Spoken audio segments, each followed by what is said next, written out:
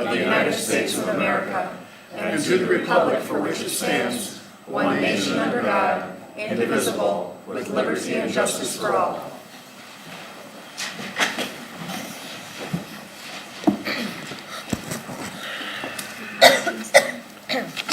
Well, good evening, everyone.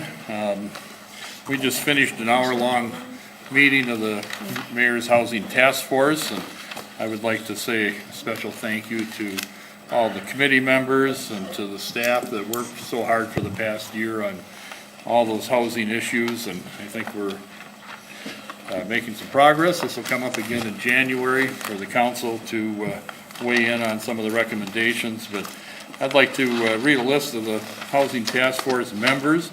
It was chaired by Jim Verchota, and Betty Tilmani was on there, Sherry Eddie Kriegler, Dan Weiss, Jack Richter, Brad Ballard, Dave Pringle, Jim Murphy, Linda Bedka, Dan Mateka, Bob Bamanek, Della Schmidt, Amanda Hedlund, John Krofchak, Terry Pappenfuss, and Leon Bowman. So we had quite a group of people from very diverse backgrounds, and again, thank you for all of your hours of hard work, and again, thank you to the staff.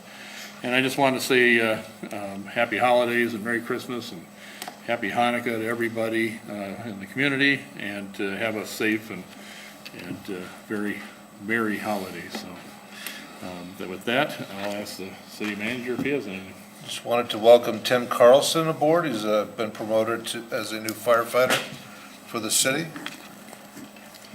Okay, we'll have roll call. Mayor Peterson. Here. Councilman Thurley. Here. Craig. Here. Alexander. Here. Iden. Here. Wojciechowski. Here. Schulmeyer. Here. Under the required public meeting, the first item is the 2018 proposed property tax levy and proposed budget. With that, I'll declare the public hearing open and ask if there's anybody here that wishes to speak. If they do, approach the podium and state your name and address. Ask again, anybody here wish to speak to the proposed tax levy and budget? Third and final opportunity, anybody here wish to speak to the proposed tax levy and budget?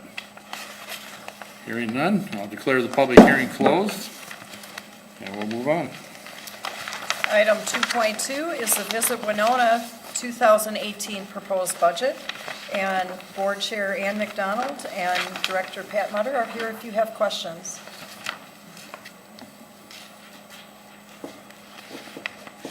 Good evening. Thank you so much, Mayor Peterson, City Council members, City Manager, City staff, and community members. Thanks so very much for giving me and Jamie a little chance to talk about a few highlights from the investments that Visit Winona made over this last year, and the plans we have to invest our resources for 2018. Joining me here today is Jamie Schell. You'll see him here next year. He is the incoming chair of the Visit Winona Board. Also with us back here are Pat Mutter and Kate Carlson, staff members from our Visit Winona organization. So first of all, on behalf of the Visit Winona Board and staff, we'd like to thank you for your support. Mayor Peterson, we could not ask for a finer, more encouraging, engaging supporter of the Visit Winona mission, which is to market the area to make sure that visitors keep coming to Winona, going back and telling their friends about their great experience, and then bringing everyone back for another visit. City Council members, thank you so much for your vision and continuing support to ensure that Winona benefits from the positive impact that having a vibrant tourism outreach has on our local community and our local economy. Steve Sarvey and the city staff, thank you so much for all the partnerships that you make on so many projects. So, some of the investments that we made over this last year. We launched 2 marketing campaigns this year, one entitled Surprisingly Weird, which highlights Winona's unique mix of arts and culture, history, outdoor beauty, and has made us kind of stand out in the noisy world of marketing. Another campaign is about Winona Originals. We have branded together the 8 original festivals that were homegrown right here in Winona. We launched 2 new videos, which joined the 3 that we launched last year. These 2 new videos feature arts and history and dining and nightlife. And they have had many views on Facebook, so they have had kind of a viral outreach. Winona has been in the news, which we work at diligently. We had a WCCO live broadcast. Expedia travel location named us one of the 16 most tourist-friendly destinations in the United States and one of the most beautiful towns in the 50 states. This also earned us very high visibility on Facebook with a reach of over 60,000 individuals. We've also been featured in the Star Tribune, the NPR News, Rochester Post Bulletin, many magazine articles, including having fun bicycling in the magazine Pedal, Minnesota. I think one of our most unique marketing features was being featured on the tail of a Sun Country airplane in their lakes project, Lake Winona, on the tail of a Sun Country plane. Our partnership program also is very active this year. 14,000 visitors came through the doors of the Visitor Center from 46 states and more than 14 countries. We also gave the Visitor Center a little refresh. New apparel, new merchandise, new shelving, new maps and kiosks outside, and including a new themed second Saturday event that encourages Winona residents to come down and learn more about the activities that are going on. We launched a Winona coloring book that features some of the unique locations in Winona and have sold over 700 books. We have 158 partners, and we have hosted 12 Connecting Winona. There's lots of other community engagement activities helping our local partners, Winona State, SMU, Winona Health, hotels, leveraging our resources. We participate in many local groups, arts location, fine arts commissions, sustainability, Bike Month, Engage Winona. We provide welcome bags, coordinate steamboat dockings, do host media tours, event planners tours, and site visits, and then we also host the annual tourism on road. And hot off the press is the 2018 Winona Visitors Guide. So those are just a few of the hard work that our staff and board have been engaged in over this past year. So what are our plans for 2018? Well, as you have all received our proposed draft budget, we continue to invest money in our website, offering more and more information as people connect more deeply with our website. We will build our internal digital communications and enhance our social media capacity, increase our media creation and ad placement, and upgrade our video and photo archives. So lots of continued plans for 2018.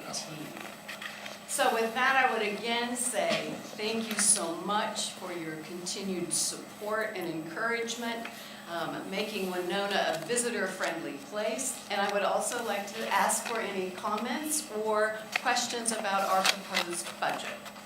I'll start with a comment just to, because I do work very closely with Visit Winona and they're in our building, and it's been my privilege really to watch the growth of Visit Winona over the last 35 years, because it's doing some pretty amazing things. Michelle? I think I say this every year, and I apologize for that, but I think we couldn't be more fortunate in Pat Mutter and Kate Carlson and all of you at Visit Winona.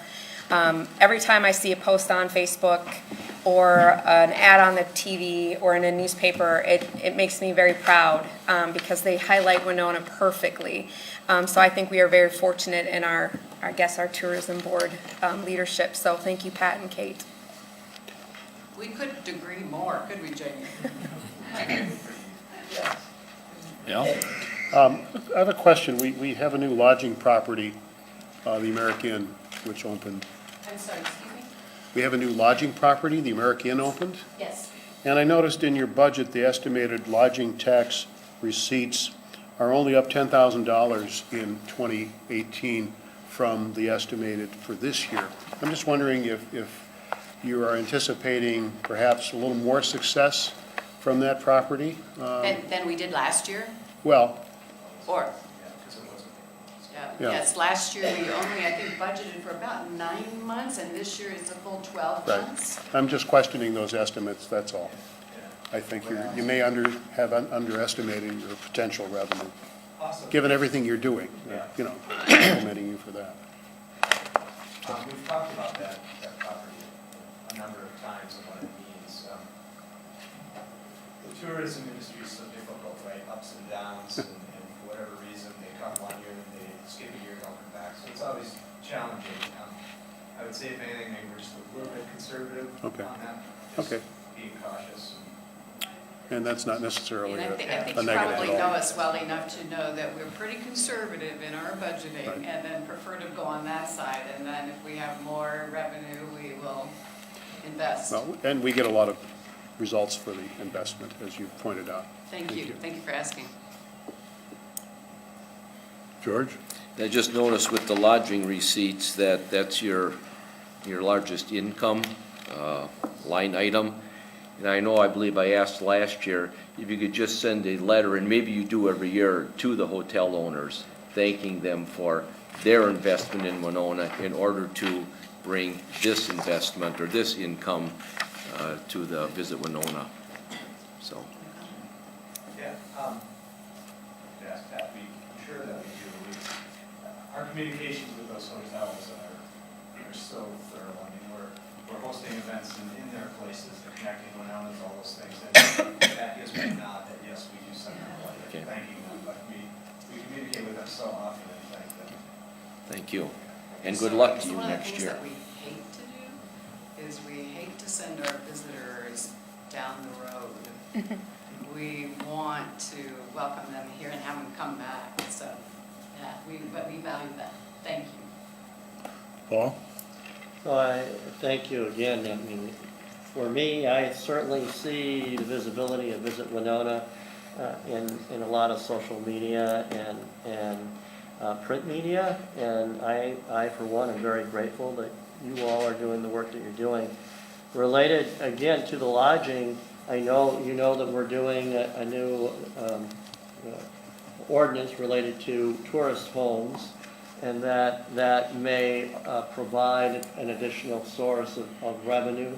I'm assuming that will be there, and that you'll begin to develop a relationship with them as well to further market the community.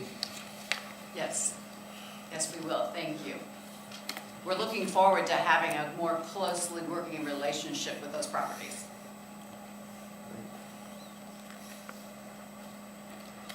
Any other questions or comments? Pat? Thank you very much. Thank you. It's a public hearing, we need to ask for Oh, input okay, and- I guess this is a public hearing. Anybody else in the audience wish to speak to this issue? Anybody else wish to speak to the CBB or the Visit Winona proposed budget? Last chance. Hearing none. This public hearing closed. I make a motion to accept the budget. Second. Motion by Michelle and seconded by George. Any further discussion? Michelle? Mary, I didn't see you back there, but of course, you're wonderful as well. Sorry about that. She came in You late. came in late, and I just want to make sure everyone knows Mary Farrell takes some of the best pictures of Winona that I've ever seen. So thank you, Mary. That's all, Mike. All right. Ready to vote? All those in favor say aye. Aye. Opposed, same sign. Carries. Item 2.3 is the Tourist Homes Ordinance Amendment. Carlos has a presentation, and this is a public hearing. Okay. Declare the public hearing open.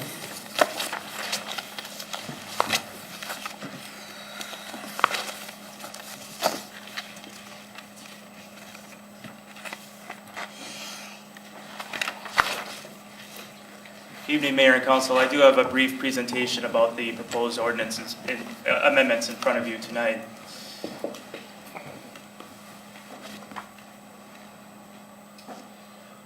Tourist homes, also known as short-term rentals or Airbnbs, Airbnb being the most popular online platform or website for this relatively new type of use.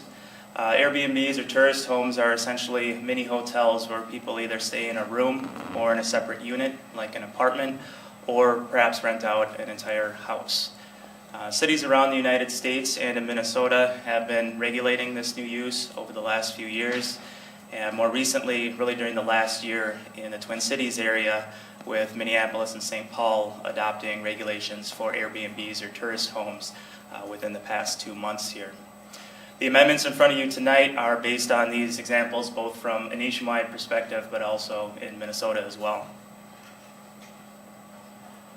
The amendments accomplish 4 main objectives. First, they treat tourist homes the same as hotels for lodging tax purposes, which is the discussion we had briefly just prior to this. Second, the amendments treat tourist homes the same as rental properties for health and safety purposes, so they must be inspected and meet all the standards that we have for other rentals in the city of Winona here. Third, they require a public hearing and a special permit, an interim use permit for tourist homes in residential zoning districts. This is primarily for notification purposes, so if a new tourist home is coming into a residential area, we let all the neighbors know and there's a public hearing. Fourth, the amendments allow tourist homes as a permitted use with standards in commercial districts, and that's the same as how we currently treat hotels. This is a screenshot of Airbnb listings from last week. You can see most of them are located in the central area of Winona. If you zoom in a little bit more, that's the image on the right-hand side. You can see most of them are concentrated either in downtown, just to the south and east of downtown, or on the west side of campus for Winona State. Here's another screenshot of just some of the properties that are listed. You can see the difference in different structures that are being listed. On the left-hand side, we have units or apartments that are available for rent. On the top, you have homes, and then on the bottom, you have rooms in owner-occupied homes. So the application of the amendments in front of you tonight for those 19 units that currently are out there right now, existing tourist homes in commercial zoning districts would be grandfathered in. However, they would still be subject to inspection and the hotel motel tax beginning July 1st of 2018.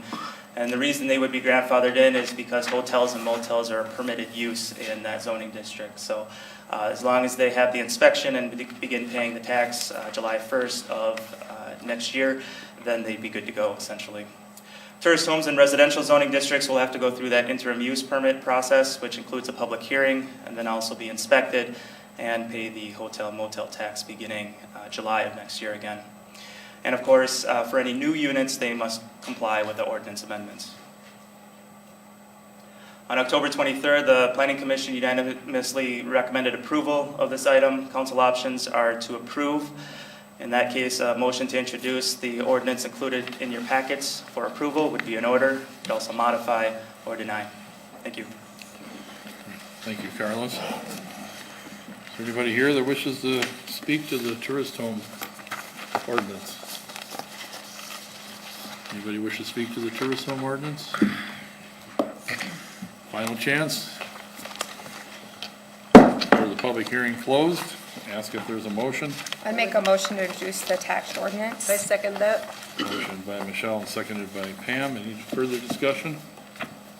Michelle? Carlos, I have a question, if that's okay. Just clarification, if someone is operating an Airbnb out of an already licensed rental unit, do they still need to go through the IUP process? Yes, they would still need to do that. And your reasoning for that is? To let the neighbors know that it's basically a new use. Instead of being rented for long periods of time, you're going to have people coming and going a little bit more often. Okay. Paul?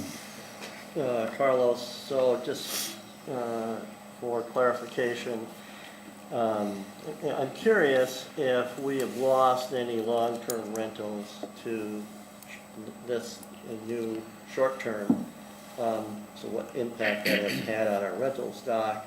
And can an owner go back to long-term, what's the process? I mean, can we regain that back into the market? Right now, of the 19 units, I would say about 4 to 5 of them are existing rental properties in residential areas. So a lot of the ones that we've taken a look at here have already been used for rental at one point or another, and that's in residential zoning districts. In commercial zoning districts, most all of them are current rentals. So you are seeing a little bit turnover in long-term rentals to the tourist home use. The way we have the ordinance structured right now, if you use it for a tourist home, you could go back to a full long-term rental. We would update the inspections every 5 years, and so we would touch base with the property owners and see what their plans are moving forward and update the license accordingly. Michelle?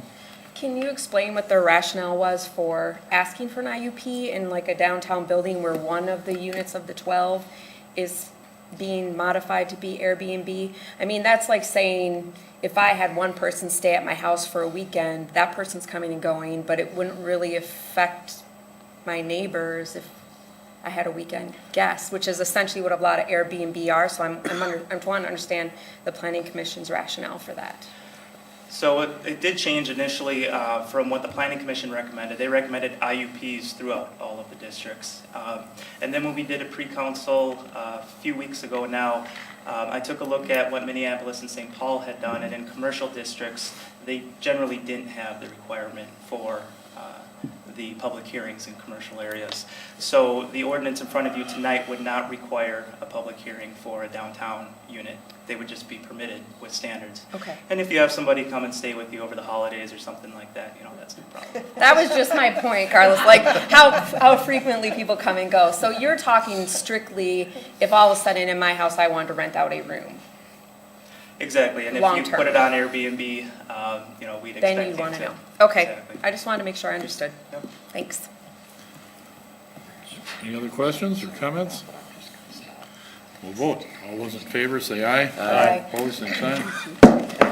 Motion carries. And item 2.4 is a public hearing on the RCIL Southeastern Minnesota Barrier-Free Housing Corporation.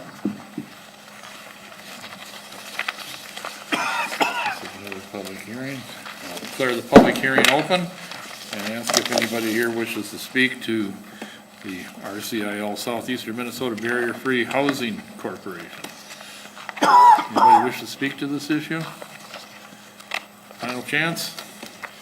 The public hearing closed. Ask if there's a motion. I'd make a motion to approve the host resolution. Second. Motion by Michelle, seconded by Paul. Comments? Questions? Hearing none. All those in favor, say aye. Aye. Opposed, same sign. Motion carries. Under petitions, requests, and communications, item 3.1 is a request by the Minnesota Bass Nation to hold a bass tournament at Levy Park on Sunday, May 20th. I make a motion to approve that request. Motion by Michelle, seconded by Jerry. Any questions or comments? Yeah. Hearing none. All those in favor, say aye. Aye. Opposed, same sign. Carries. Item 3.2 is a request for stop sign ordinance for Laird Street at Wabasha. I make a motion to approve the attached ordinance. Second. Motion by Michelle, seconded by Paul. Any discussion? Hearing none. All those in favor, say aye. Aye. Opposed, same sign. Carries. And item 3.3 is the Prairie Island Campground update. Chad?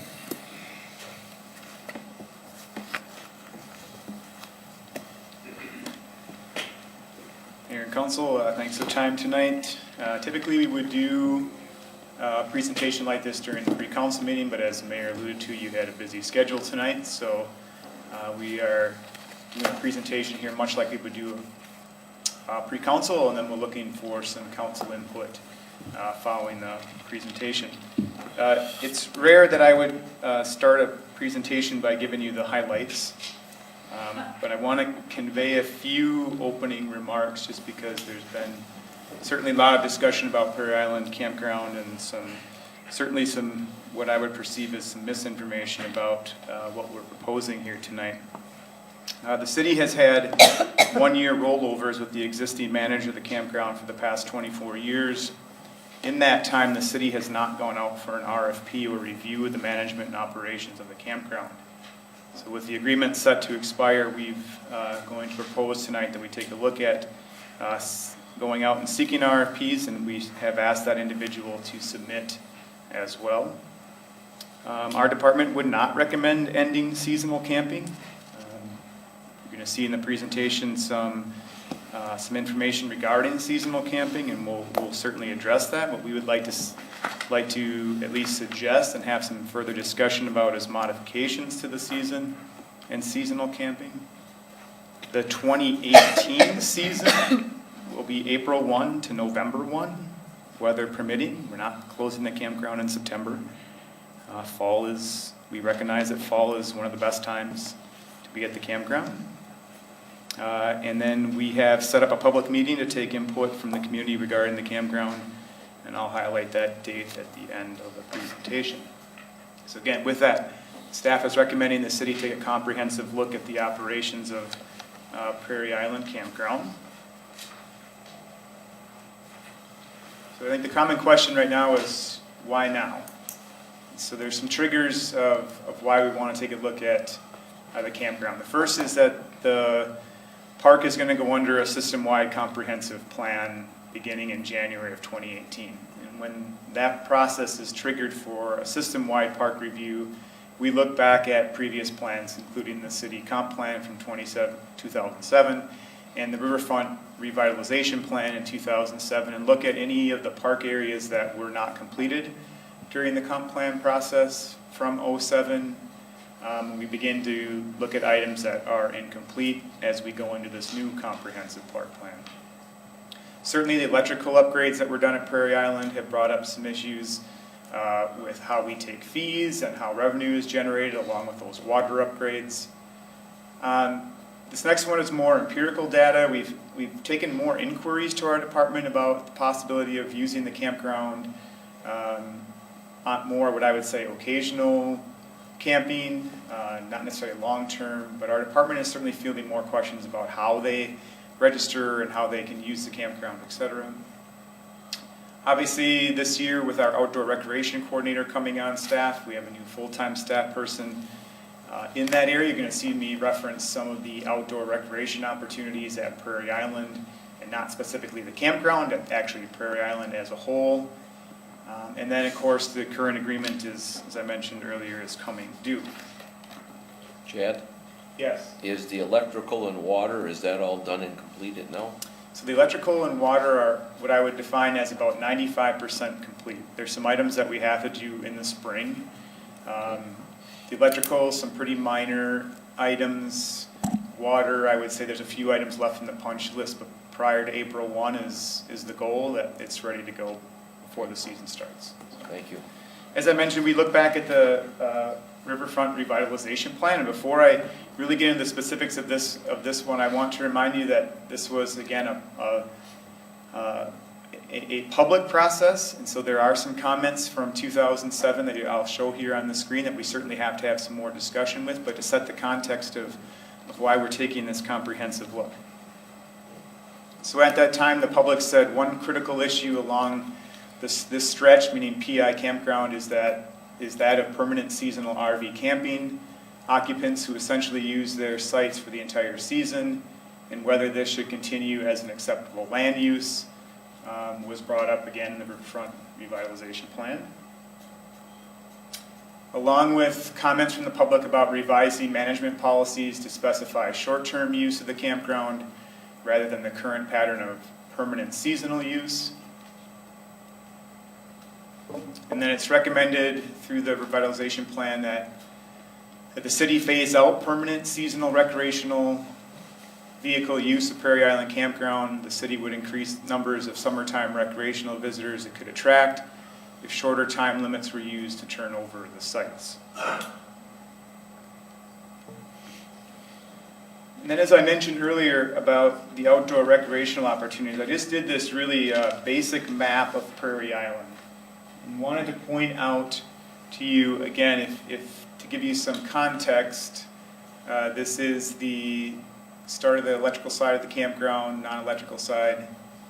The dots on the map are really just to represent really the outdoor recreational opportunities that we have at Prairie Island as a whole. And so we have latch shelter, deer park, which leads to, and it could be an extensive trail system to be used in this area. Of course, we know that we've recently opened a dog park in this area. We have the Kiwanis shelter area that is certainly being used by community events, most notable Boats and Bluegrass, as well as we have many school groups that use this area. We also have the canoe, kayak launch there if you want to do some of the excellent backwater trail systems of the Mississippi. We know that we have individuals that fish in this area as well. And then we have this large area that connects us to both state and federal lands with the fish and wildlife. And so we look at Prairie Island as a whole, including the campground in that scenario, as an outdoor recreational opportunity. And we know that if we grow that area, we certainly anticipate users coming to use the campground as well. So as I mentioned earlier, we're requesting that we actually go out for requests for proposals. And during this request for proposal time, what the city is really looking at, taking a harder look at, is the reservations and documentation of Prairie Island Campground. So we'd like to update to an online or electronic option for the campground, including an electronic guest log.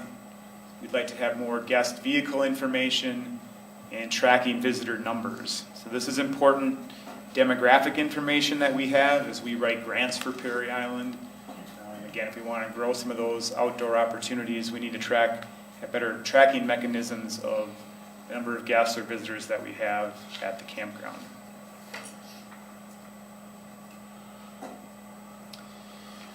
Again, we certainly need to take a look at maintenance and updates. As we just alluded to, the electrical and water upgrades will be completed prior to opening in 2018. We know that we have some work to do on bathrooms at this facility, the landings, shelters, playgrounds, really within the campground and near the campground. And then how this correlates to what park maintenance is responsible for and sort of this facilities and grounds responsibilities. And so we have the current manager doing some of that work, park maintenance doing some of that work. We'd like to clarify that and make that more of a streamlined effort.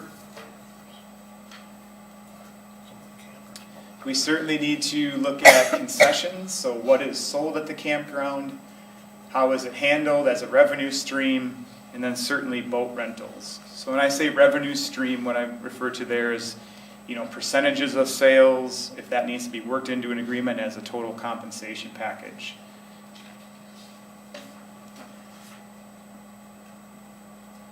So speaking of compensation, when we go out for requests for proposals, we'd like to look at and define the method that we use for compensation. Do we go out and do a base amount for the operation and management? Is it a percentage of all the campsites rented? Obviously that's what we're doing right now. Is it a percentage of all the revenues that are generated at the campground? Or again, the classic, is it a combination of all of those in some form? So just as a quick chart as a reminder, this is, it's not showing up very well here, I apologize for that, but what you see is, and the green line is really the total receipts that the city has taken in at the campground. The red line is the city allocation, the amount that we received, and then the blue line has been the payments that go, or receipts that go to Russ Hosley. And so I apologize, this got cut off. In 2016, the total receipts were in that neighborhood of 260,000. The city took in roughly around 185, and then Mr. Hosley took in about 71,000 of those receipts. Just to give you some framework of how that revenue is coming in. Certainly one of the large issues that we need to look at when we talk about the request for proposals, events and programming in Prairie Island. So we know that we have current and future growth opportunities, as I mentioned, with Kiwanis Shelter and the campground adjacent to that area. That's an important function of the community. We certainly know that we have many guests come to the community to take part in those events. And we have to work better at having both entities work together in conjunction to use that space appropriately.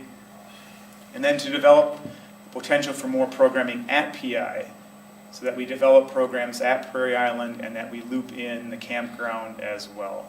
So for example, if in the middle of summer we would do a movie night at Kiwanis Shelter, or we did a dog park event, that we would loop in the campground to be involved in those activities and programming as well.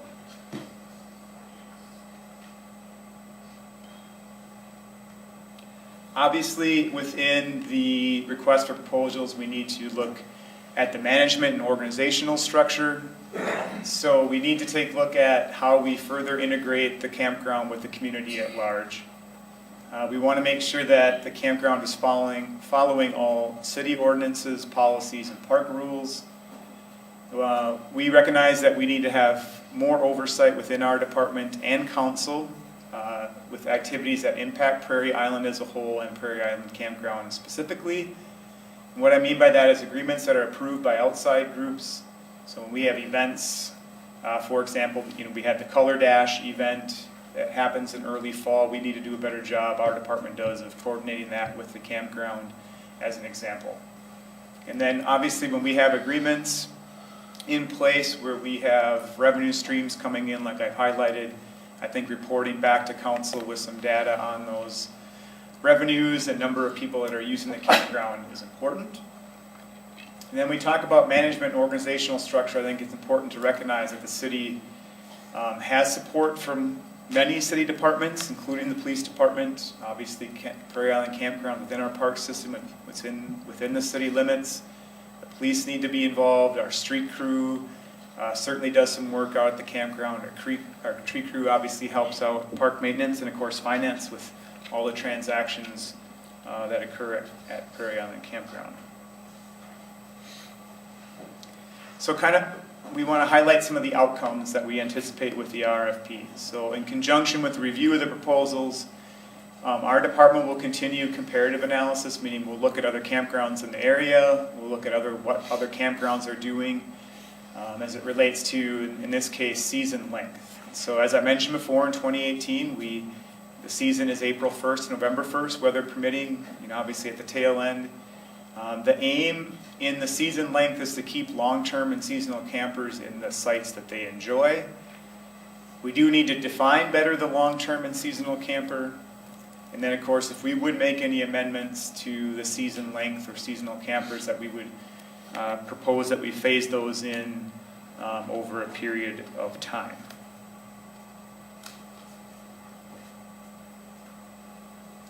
Again, as I mentioned, one of the other outcomes of the RFP would be the fees. And again, how we set the fee structure, as you well know, at council, usually typically mid-September, we bring fees forward for all the park rec activities. We just want to make sure that we are, again, in line with other campgrounds. We certainly want to look at different rates. So some campgrounds would do different rates for proximity to the river or proximity to other amenities within the campground, or different fees for holidays, non-holiday weekends, etc. And then we need to look at how we treat special events and those program fees, as I mentioned before. So if we have events that are happening at Kiwanis Shelter, how do we coordinate the fee structure for the campers and community members that are coming from outside the city? And then how those fees correlate to departmental expenses. So we talk about the revenues, I've talked about the revenues quite a bit, but we need to also demonstrate the type of expenses our department and park maintenance has in operating the campground.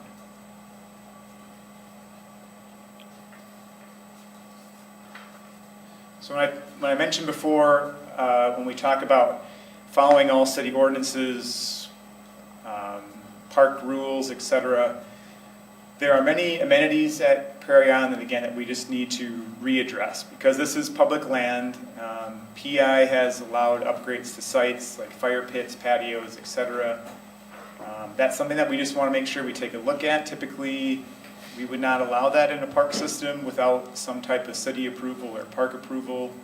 And that's been going on for several years at the campground. That's something that is maybe acceptable in a private campground, but is not typical within public land. And so there's been some discussion about this being latch property. This is latch property that was deeded. So the campground is for a public recreational purpose. And I just put up that rhetorical question of we need to make sure that we're, following the intentions of latch and that we're not violating, in a sense, that deed, in a sense that we wouldn't let some of these amenities happen in other park locations. We also then have some informal maintenance agreements that I think that we need to clear up was an outcome of the RFP. So what is our park maintenance staff specifically responsible for? So when we have things like brush removal or ground maintenance or tree maintenance at the campground, we need to solidify who's doing that. So again, I want to just highlight some important dates. We're recommending that the city go out for an RFP and we make that available to the public December 21st. We do have the public input meeting set for January 8th at 6 p.m. here in the council chambers. So we'll make sure that we get that notice out to all of our media outlets and social media, etc. A few campers, seasonal campers that have talked to me have said they'll help spread that word, and so we'll make sure that we get that notice out to campers and community members alike. We're proposing a deadline for proposals of January 17th. We would do an internal evaluation period from the 18th to the 26th of January. And then our office, in a sense, prepares draft agreements just to start getting some of that baseline work done. And then February 5th, that we would bring a staff recommendation back to City Council to award the agreement. And then this is just one change that I'd mentioned to some of the campers that have called in. We would not take any reservations for 2018 until this process is complete, and that we would start taking reservations February 12th.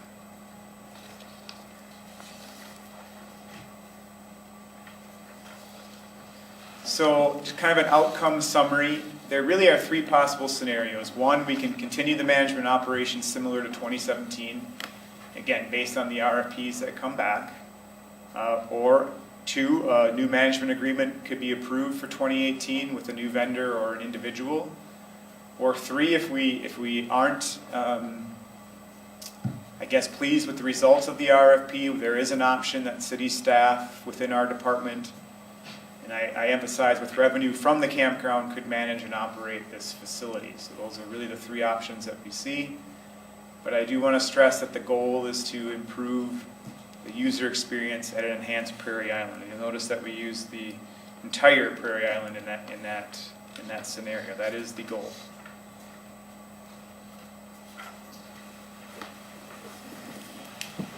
So with that, if you have any questions, I'd be happy to answer them. Is there a motion needed for anything here tonight, or you just? Still in a public hearing, aren't we? Close the public hearing. It's We just closed a it. public hearing. Oh, No, there wasn't. No, it's just Yeah, that's right. informational. okay. Nope, so Mayor That's and an Council, update. Okay, tonight never is very much like a pre-council meeting. There's no action to be taken. If you have any comments on the RFP process, we'd be happy to take them. Otherwise, we'll move forward with that process later this week.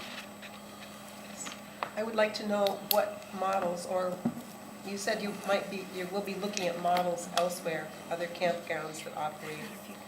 What models might you be looking at, or you don't know yet? We just started some preliminary work within our office. We've taken probably more of an extensive look at state campgrounds and how the state is handling their campgrounds. But again, we'll try and get similar campgrounds who have similar amenities as we do the comparative analysis. Okay, so there are other campgrounds that have semi-permanent kind of resident. Yes, there are other campgrounds that do seasonal Seasonal. camping. Typically, they do a holiday to holiday. That's what we're finding, at least in our initial. Did you say that again, please? In our initial research, we're finding that most of the campgrounds we found so far are doing more of a holiday to holiday seasonal situation where they allow permanent or long-term campers to be there from Memorial Day to Labor Day. And then after Labor Day, they open it up more to the general public for the fall camping.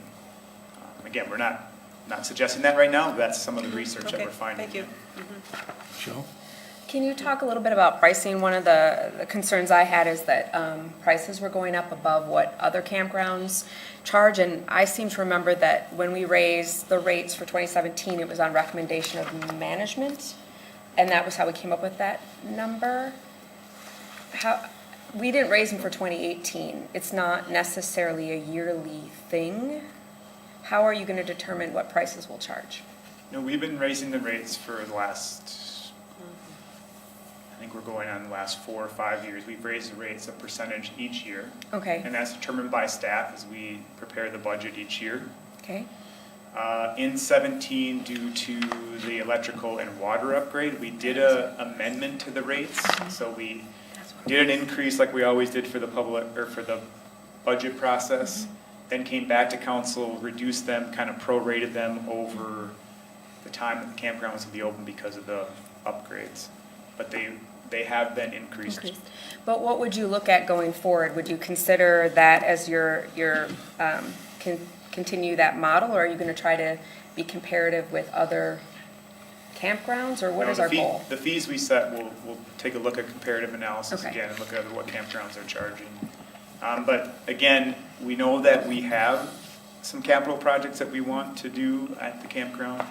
And certainly one revenue stream is to use the fees that we have from the campground to help do those capital projects. And so we've got to balance the correct fee we charge the campers and then how we balance some of those budget needs as well. Al? Chad, thanks for the presentation. I have a question. You're also going ahead with an overall plan for parks and recreation for the city, right? Would it not make more sense to complete that first before we address these issues with the campground? Well, certainly the campground will be part of that process. I don't think that anything that we do within the department that relates to the parks should stop because of that process. I think with the public input meeting that we can go forward in 18. And again, if we find through this RFP process that isn't the best avenue, as I mentioned, one of the options is certainly to keep the campground going as we have in the past. But I don't feel we want to stop progress on our other projects just because of the comp plan. Makes more sense to me to do the plan first and then address those Prairie Island issues, but public meeting should tell, I think, a lot of where we're at. I think the other piece of that just is when we look back at the 07 comp plan and 07 riverfront revitalization plan, and to be frank, we haven't taken action from those recommendations from 07. And it's been 24 years since we've done an RFP process, so I think it's time to look at it. Michelle? Do we actually have rules for the campground, Yep, there are specific campground rules, yes. but we don't enforce them? Nope, they're enforced. Okay, but you're looking at modifying some of them. We don't actually have rules against permanent patios being placed in our campgrounds? Well, that's what I'm saying through the presentation. That's not something that we typically would do in a park property. And so if we're going to view this as a park property in a rentable space, those aren't permitted uses. They've been allowed to happen over the years, and so those are some of the things that we need to address. How many seasonal sites are there currently? I don't know how many are using our seasonal sites. I don't know. I can certainly bring that information back. Paul? I'm curious about, do we have any other businesses or vendors in town that we haven't done an RFP that we work with? So it's just fairly unique, or? No, going out for RFP is typically been every 4 or 5 year process for those agreements that we have that are similar in a sense of operation and maintenance. In the park system, that would be things like the Vets Park Agreement.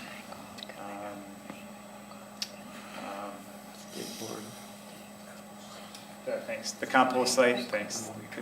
So those are some of those that are related, I guess, to park maintenance or the park system, where we go out regularly and do RFPs or take requests for proposals, so. Okay, go ahead. Is there a possibility of expanding camping west of Kiwanis Shelter, which would be west or upriver from the spillway? Well, I think those are state and federal That is state properties, and so no. Certainly west of the electrical sites and the non-electrical site, I think there was, we certainly addressed whether or not we want to do some upgrades there, but not west of Kiwanis, no. Other questions? Comments? Okay, thank you, Chad. Moving on to new business, item 5.1 is the 2018 final levy and budget. I'd make a motion to approve and adopt the 2018 budget. I'd second that. Okay, we have a motion by Michelle and seconded by Pam. Mary? Mayor and council, I should just mention one item there. If you remember in your August meeting, you added $18,500 for the COO, the police community officer, and the 20% that was put in, equaling $18,500, was if we got the federal grant, that would be the 20% that the city would be paying, and if we didn't get the grant, then we would take that out. So I talked to the police chief today, and he said we did not get that federal grant. So the numbers I gave you, the numbers to adopt would be less, the revenue and expense would both be less by $18,500. So I gave Monica a corrected worksheet of that. It doesn't change the tax levy, but just to report back, Paul heard within the last, I don't know, couple weeks, I think, that we did not get the federal grant. Procedure question, does the motion include both the property tax levy and the budget? Is that? It can. We used to have to keep them separate. We don't have to keep them separate anymore. Okay. Was the intention they were both in there? Okay, just checking. Thank you. Any further discussion? Hearing none, all those in favor say aye. Aye. Opposed, same sign. Carries. Item 5.2 is the resolution for governmental accounting standards. There are 3 resolutions. May I approve them all at once? I make a motion to approve all 3. Second? Motion by Michelle, seconded by Paul. Discussion? Are these the same resolutions? They're all the same as we've had in the past? Right. As of the end of the year of 2011, I believe we've had to bring this forward to the City Council according to the Governmental Accounting Standards Board. I think this governmental group got funding with that Dodd-Frank bill, and so ever since they got funding, they have more regulations. And so one of them was that we have to have this in front of the City Council or our governmental organization the board of directors every year for you to approve basically the same thing. You approve the special revenue funds, you approve the commitments, the restrictions, and whatever else is there with all those resolutions. So yes, Al. Okay, thank you. Anything else? All those in favor say aye. Aye. Opposed, same sign. Motion carries. Item 5.3 is the renewal for 2018 for the workers' compensation and accident plan for city volunteers. Make a motion to adopt the resolution. Motion by Michelle, seconded by Jerry. Any discussion? Paul? I just wanted a little more information. So this covers all of our insurance, workman's comp, and other claims, or? Mayor and council, this item, agenda item, is for the city workers' comp only. It does not include our property and casualty insurance, and I'll be bringing that to you hopefully in January. Normally I do both at this meeting in December, but I have not yet gotten the rates. The agent in town here has not gotten the rates in the League of Minnesota Cities for the property and casualty, so we'll have like a waiver so we'll be covered. It's just, I can't bring you the official adoption for property, like on our equipment, et cetera. But this is for all of our workers' compensation. You can see police is included, parking monitor, fire. We even have our volunteers included, city council. So this is we have one policy for all of our workers' compensation. So this is for item 1 in this resolution. Does it cover item 2, accident plan for volunteers? No, it's all included. It's all included. We used to have a separate rate for the volunteers, and now that rate is just included with the overall. So I just made a note down there, but yes, the one resolution, the one cost is for everything that we do here with workers' compensation. It does not include anything else that Monica might request with, I don't know, a festival or something like that. If she has extra requests there, that's something she works with certificates of insurance. But this is for all of our full-time, all of our city employees and our volunteers. I'd just like to say, I mean, this is a really good deal. We have a lot of volunteer hours and a lot of other organizations bringing more volunteers and helping the city out and doing collaborative work. So I just appreciate having that available so that our volunteers are covered. Yeah. And this motion also includes the rated premium option, which we've done in the past few years. Right, so we've taken the, we haven't taken the standard premium, we've taken the rated premium, which means that we then don't know exactly how much we're going to pay, but over the years, we've saved money by doing that because it then starts with that minimum amount, and then we add on our losses.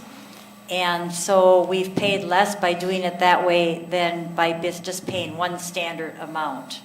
And there is a maximum there, which is the additional risk, but all the years I've been here, we have never had to pay that maximum.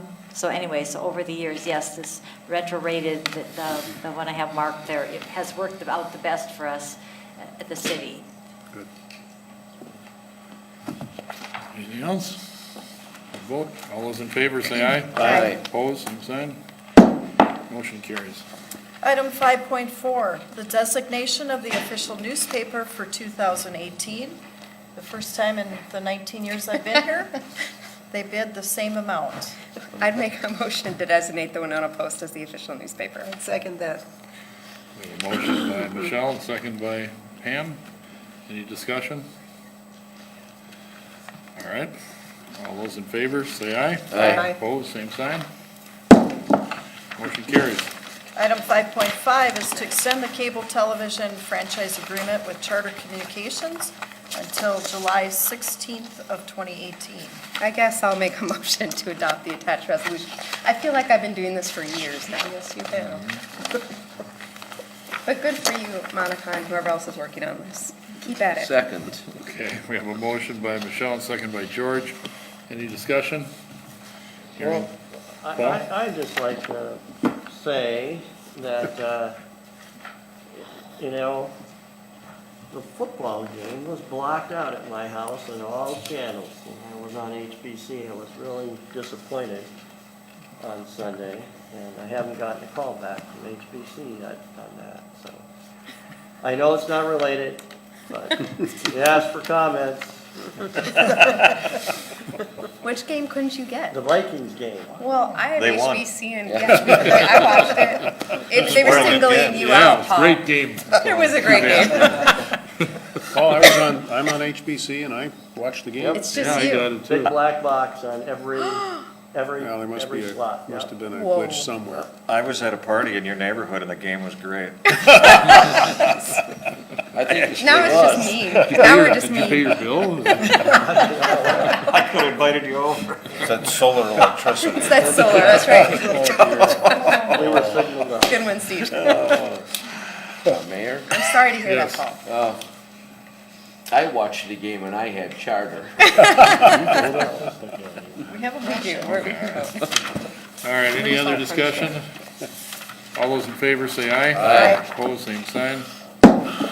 Carries. Item 5.6 is the certification of completion, final estimate, and resolution of acceptance for the Bud King Ice Arena bid package number 2 for the ice system replacement.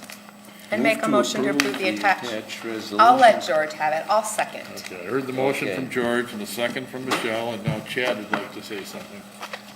Mayor and council, just a quick word.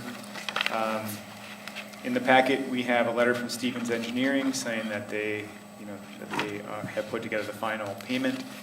There is a line on that note, or in the letter that I do want to note, the check for final payment shall be held by the city until the contractor satisfactorily provides the remaining closeout documents. There's one test of the brine at the system that needs to be completed. Mary asked that we bring this item forward because the project has carried on for long. They'd like to close it out in 17, so we are bringing it as a final payment, and that we anticipate by the end of the year that this documentation to come in, but she did want me to make that note. Thank you. So there's no need to add that to the motion? Is that what you're saying? No. Okay. We'll vote. All those in favor say aye. Aye. Opposed, same sign. Motion carries. Item 5.7 is the certification of completion, final estimate, and resolution of acceptance for the 2017 bituminous mill and overlay project. And make a motion to approve the attached resolution. Second. Motion by Michelle, seconded by George. Any discussion? I hope the next time we do this, the contractor has no problems with their plant as they did this year, but we still got it done. All right, all those in favor say aye. Aye. Opposed, same sign. Motion carries. Item 5.8 is the certification of completion, final estimate, and resolution of acceptance for the 2017 Hamilton Street reconstruction project. Make a motion to approve the attached resolution. Motion by Michelle and seconded by Paul. Any discussion? Hearing none, all those in favor say aye. Aye. Opposed, same sign. Motion carries. Item 5.9 is the MnDOT agreement to act as an agent to accept aid for federally funded projects. Make a motion to approve the attached resolution. Second. Motion by Michelle, seconded by Pam. Any discussion? Just a question, is this similar to the agreement we've had in the past? Okay, I'm getting a nod from the Public Works Director there. Thank you. Anything else? All those in favor say aye. Aye. Opposed, same sign. Motion carries. Item 7.1 is council concerns. We'll start with Pam. Why did I know that you were going to start with me I tonight? don't Made know. eye contact there. I started with Paul last time. Caught him off guard. Well, every town has its own quirks, and Winona has quite a few. Things that you kind of have to be here for a while before you know. And I discovered one on Saturday. I was looking for one of the pop-up markets, the holiday fairs that have been going on, and I was driving down the street and I was looking for an address that was on West 5th Street, and I got confused because I was looking, but then I noticed that none of the street signs have west or east on them. So you can drive down the whole 5th Street and probably all the other streets, and it just says 5th Street. It does not tell anybody if they're on east side or if they're west side, where the Great Divide is. So my council concern is that we have a lot of people wandering up and down the streets. When do we change the street signs? And has it ever been discussed that we demarcate east from west in this town? I've never had that input before, and they don't get changed very often, but Right. certainly could. Yeah, the ones that were up there look pretty new, but, yeah, I think it would be a good idea, especially if we are anticipating visitors and newcomers to our community. Okay, anything else? I'm sure there is, but I'll let you go. Okay. Merry Christmas, happy holidays. Paul? Sure. So I've been getting some really good compliments and remarks about the dog park. And I think that, it was a big deal for the community, and so I'm getting, some good feedback on that, and I just wanted to express that. One of the notes I have been hearing, though, is about, among other things that I won't go into, but about lights. the possibility of lighting the dog park. Right now, we're at that time of the year where people are getting home from work, they're taking the dog out to the dog park, and it's dark. And one of the problems is it's dark, it's difficult to find your dog piles. And so dog piles aren't getting picked up as usual. So lights would help with that situation, and that we don't need lights year round. It would just be a monitored, maybe one LED pole mount or two. So that's comment. People really like it. They'd like to have also an east end one, if there is a possibility someday. So that's my concern and sharing, and Merry Christmas and Happy Holidays to everybody. George? Thank you. Kind of got excited when you thought you were just saying East End Park right away, so for the dog, so hopefully it's coming. Next one's going to the West End. Just thought you guys should know that. I had a call earlier this evening on the Christmas tree in Wyndham Park. It's been lit, and now it has not been lit for a week or so. What is They the... fixed it, I think, This today. just today, yeah. Sorry, go ahead. Mayor and council, we have an electrical problem at Wyndham Park. That's evident with the tree going on and off, as well as the other park lights and floodlights for the fountain. We had an electrician out there today, maybe you saw that. What's happening is the electrical system there is older, and it's aged. We're pulling too many amps for the current breaker, and so they are testing it today with a new breaker just to see if the newer breaker will handle it overnight. And then we need to kind of make a decision to get us through the holidays about maybe taking some pieces of the electrical off or turning it off to let the tree still go, or if we maybe don't do the floodlights on the fountain. I mean, there's going to have to be a decision made there. And then I'll just remind you, a couple of years ago we mentioned that any significant electrical upgrade in that park, it would be a staff recommendation that maybe we take a look at doing something different within the park. I know that tree has a lot of history to it, and I understand that. The tree is getting more and more difficult to decorate because we're losing branches. But to decorate the rest of the park and decorate the pines and upgrade the electrical, and that we'd still light up the park, would still be to carry on that tradition. So we'll report back to see what any progress made. Okay, thank you. As this holiday season brings many cheers and parties and good wishes to everyone, it's a season that still has its sorrow. And I would just like to pass on condolences to the family of John McCauley. John, who passed away about a week and a half ago, classmate of mine, co-worker of mine, and he served our country very honorably in the United States Navy, and he was proud of his career. John, a very interesting man for those of us that knew him, and if you did not know him, you missed out on a lot, because he was a very intelligent man, very outgoing man. He always tried to do the impossible. So to his wife and to his mother and his siblings, condolences on the passing of a very, very wonderful young man. And also this afternoon, family and friends gathered to celebrate the life of Jerry Cordes. Jerry Cordes, Lake City native, lived many years in the 4th Ward of the city of Winona, and best known for being an avid deer hunter, being an avid Twins fan and Vikings fan. So condolences to his wife, his children, and as the healing process begins for both of those families. And also, Merry Christmas to everyone out there. Thank you. Michelle? So as we're looking at this comprehensive street plan, I ask that we reach out to the county and the city of Goodview.